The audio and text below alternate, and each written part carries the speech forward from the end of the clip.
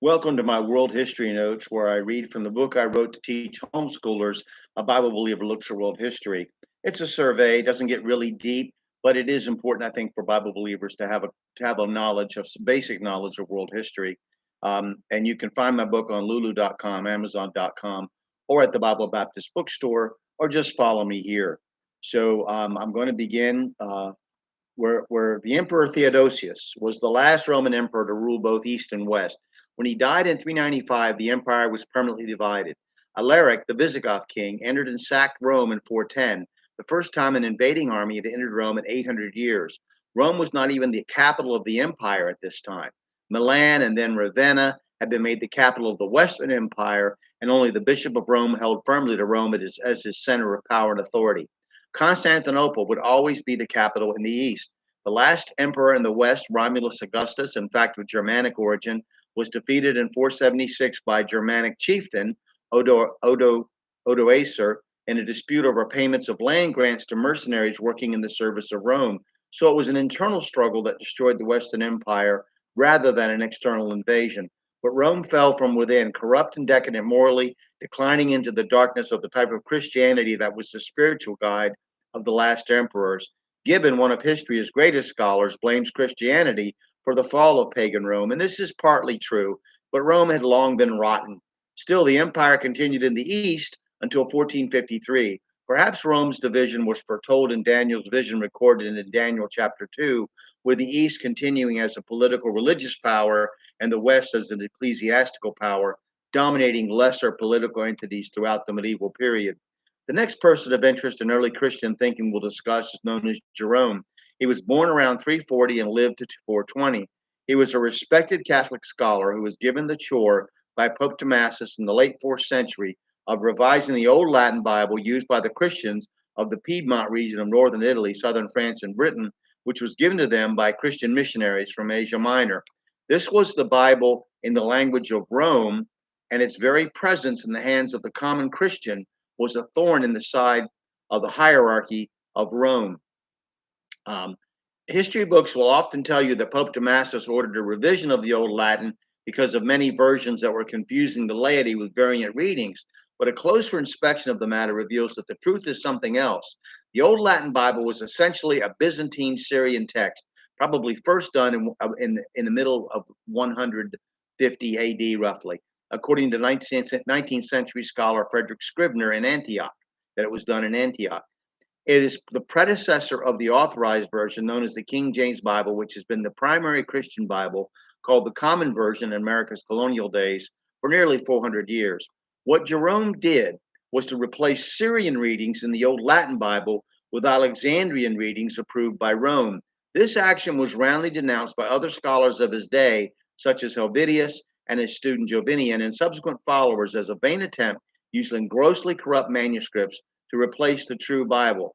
Opposed to the original Bible were Augustine, Jerome, and Ambrose, but it took banishment and civil punishment to stop the mouths of the dissenters. However, the Christians of the Vaudois in the Alps Mountains, who had been worshiping without the consent and approval of any bishop of Rome since as early as 120 AD, continued to use the Old Latin Bible right up until the Reformation, when numerous vernacular Bibles were produced by some of their greatest preachers, such as Olivet and Diodati, friends of the great John Calvin. By the 12th century, the Vaudois were known as Waldenses, which, according to some, is derived from the name of one of their more famous pastors, Peter Waldo, a famous street preacher of the 12th century. The dissenters had also been known in the early years of the Christian era by other names, but they were, we must remember, always named by their enemies and accused of every heresy that can be imagined in order to put them in the worst light possible. It is simpler to refer to all of the dissenting sects as Anabaptists, not confusing them with modern Baptists, due to their insistence upon believers' baptism, as they all had a number of differing beliefs based on their particular group and location. But as for many Christians who might hear this, there are a number of differing doctrinal beliefs, all united only by our faith and salvation only through the Lord Jesus Christ and the authority of the Scriptures. Helvidius and Jovinian accused Jerome of using inferior and corrupt manuscripts to perform his translation, which has come down to us as the Latin Vulgate. Jerome completely altered what became known during the Reformation as the received text or the Textus Receptus, known then as the Greek Vulgate. represented by the vast majority of manuscripts by his use of the minority text, representing less than 44 of over 5,000 manuscripts today of Alexandria.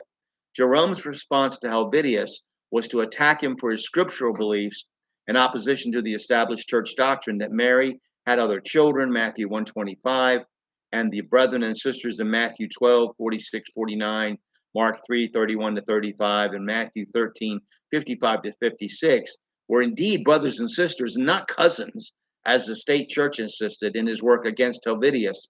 Jerome's only acceptance of the corruption of the manuscripts he used was to acknowledge that the most controversial verses in the Bible, 1 John 5, 7, and 8, were actually in the original Greek manuscripts, but had been removed by scribes. Still, he chose not to include it as his original Vulgate.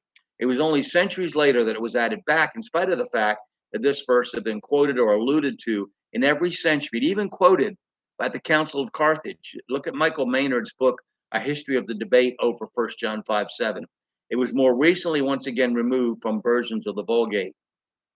Jerome was devotedly committed to the textual criticism of Origen. Quote, an admirer of Origen's critical principles, Sweet says in his introduction to the Greek Old Testament, is quoted by Benjamin Wilkinson in our authorized version Bible Vindicated. The manuscripts of Origen that Jerome used, very similar to Codex Vaticanus and Sinaiticus, retained a number of questionable books that Protestants later rejected as being spurious. And although Jerome acknowledged that these 7 books, Tobit, Wisdom, Judith, Baruch, Ecclesiasticus, 1st and 2nd Maccabees, had been rejected also by the Jews and did not belong in the Bible, he included them because the papacy approved of them. Origen had won. Jerome's Latin Vulgate, or simply the Vulgate, as it was called, distinguishing it from the Greek Vulgate, or commonly accepted Bible, and the Old Latin, which had previously been referred to as the Latin Vulgate, was the main Bible of Vatican Christianity for over 1,000 years. Its falsehoods, lies, and corruptions mixed with truth to usher in the Dark Ages until the Reformation, while scattered bands of Christians in remoter parts of Christian lands held on to the Old Latin until the time of John Calvin, Olivetan, Diodati, Tyndale, Erasmus, Luther, and others. Jerome's compromising with the truth is evident by his admissions of the weakness of his work in that books and verses were added or kept out based on papal whims and church doctrine, rather than their being inspired by God or accepted by the vast majority of Christians through history or not. There is a distinct demarcation between Alexandrian Christianity and Antiochian Christianity even today. Next, we're going to talk about Patrick of Ireland a little bit, very important in that part of the world as far as Christianity goes. And I thank you for watching. And I know you're going to come up with different conclusions in mind. You're going to be, maybe you're not going to like what I said. Maybe you're going to think I'm wrong. You're going to, not like my evidence. That's fine. But you should be studying this stuff. And if you come up with your own beliefs based on your studies, that makes me happy. Okay. Even if it's totally in opposition to what I believe. All right. You have a great day.